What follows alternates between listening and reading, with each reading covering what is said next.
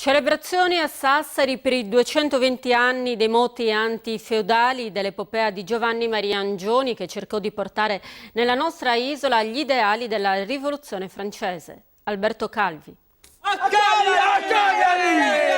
Il capo di Sopra celebra a modo suo i moti antifeudali che scossero la Sardegna al cadere del XVIII secolo. Questa mattina dalle scuole di San Donato è partita la manifestazione Procurate Moderare, uno spettacolo rievocativo delle vicende storiche tra il 1795 e il 96 per la regia di Romano Foddai. Attori e bambini hanno percorso le strade del centro dove si svolse il trionfo dell'alternoso Giovanni Maria Angioni, che fu lo sfortunato leader della rivolta contro i feudatari e che ebbe l'apoteosi con l'ingresso alla cattedrale di San Nicola per il Te Deum, celebrato negli affreschi di Giuseppe Sciutti nel palazzo della provincia di Sassari. L'epopea angioiana si spense con la sconfitta militare sul fiume Tirso e con il successivo esilio a Parigi, dove morì in disgrazia.